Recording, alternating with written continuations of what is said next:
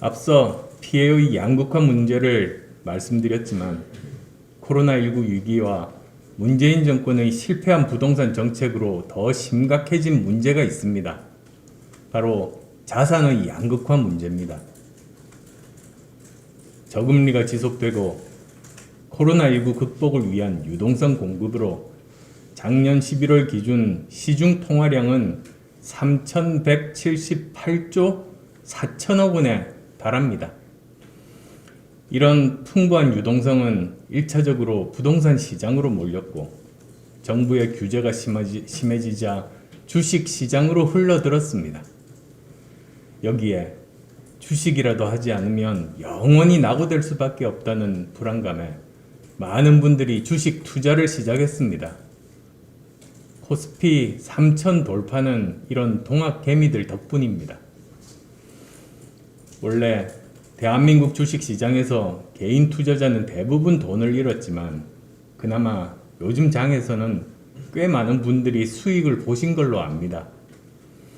그 와중에도 기업들도 자본 조달에 숨통이 트이고 코로나19 위기 속에서도 기업 가치를 지켜낼 수 있었습니다.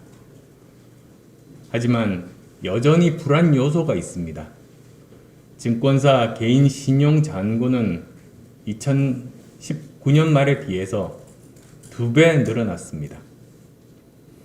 개인 신용 잔고가 늘어났다는 건 빚으로 매수한 주식이 늘어났다는 것이며 빚을 갚기 위해 언제든지 매물로 나올 수 있는 주식이 늘어났다는 것을 뜻합니다. 이런 상황에서 얼마 전 한국은행 총재가 빚으로 투자할 경우 가격 조정에 따라 큰 손실이 발생할 수 있다고 하자 기다렸다는 듯이 주가가 떨어졌습니다.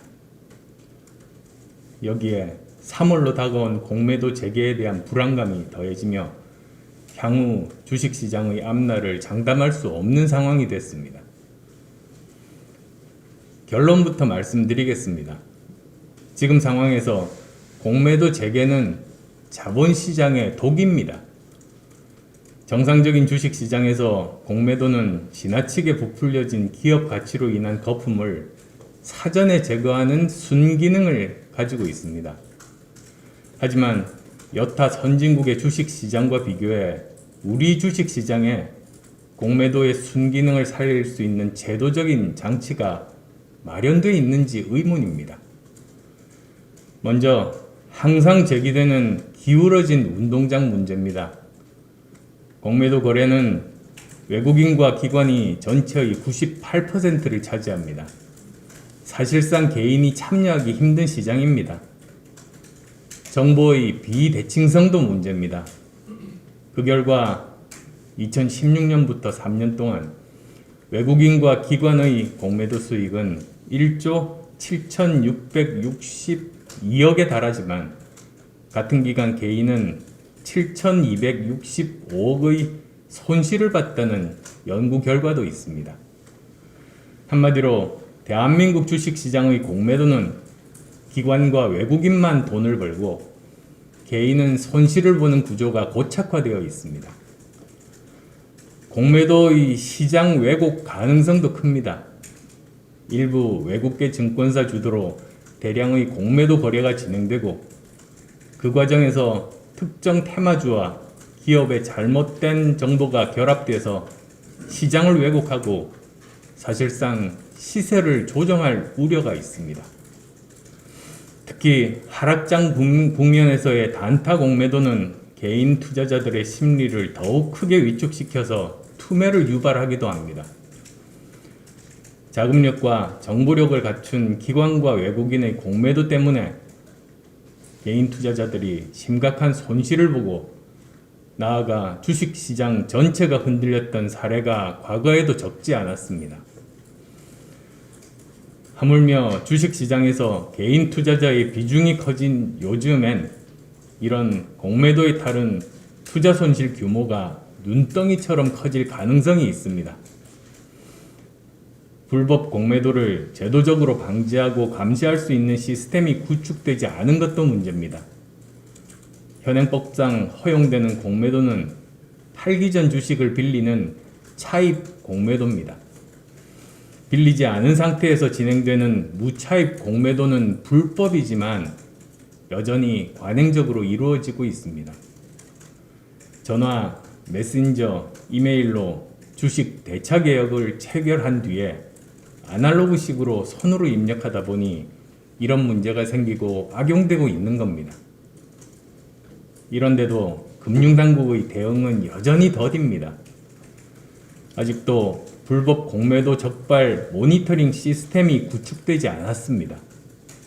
최근 공매도를 둘러싼 논란이 심화되자 부랴부랴 올 하반기에 시스템을 구축할 예정이라고 합니다. 하지만 공매도의 장점을 살리면서도 개인 투자자들의 피해를 막을 방법은 있습니다.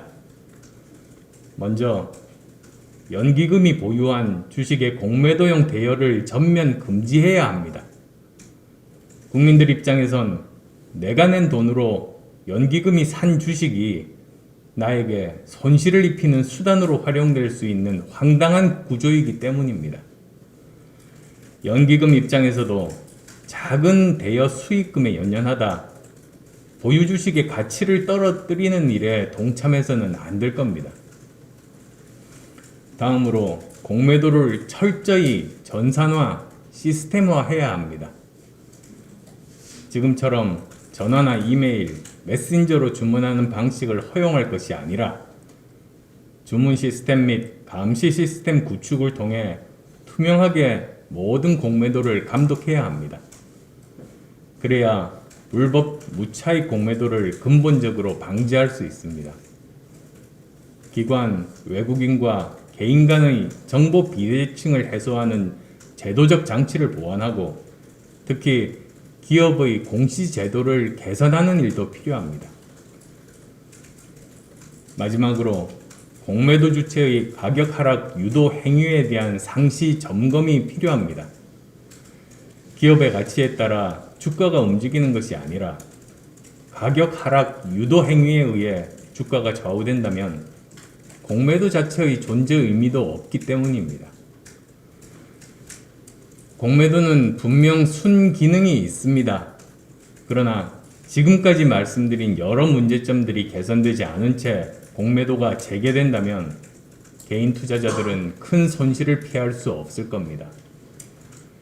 선거가 다가와서 혹은 정부 지지율이 떨어져서 3개월, 6개월씩 찔끔찔끔 공매도 금지를 연장하는 것은 비겁한 행정입니다. 일단 공매도 재개를 무기한 연기하고 공매도 제도와 시스템을 근본적으로 개선한 다음 충분한 시간을 두고 재개해야 합니다. 그것이 금융시장 선진화와 투자자 보호라는 두 마리 토끼를 함께 잡을 수 있는 방법일 것입니다. 이미 문재인 정권은 부동산 정책 실패로 수많은 국민을 벼락거지 신세로 만들었습니다. 섣부른 공매도 재개는 절망한 국민들에게 더 큰 절망을 안겨드릴 수 있습니다. 망한 부동산 규제 정책의 여파가 주식시장까지 망하게 하지 않도록 정부 여당의 신중한 정책적 판단이 요구됩니다.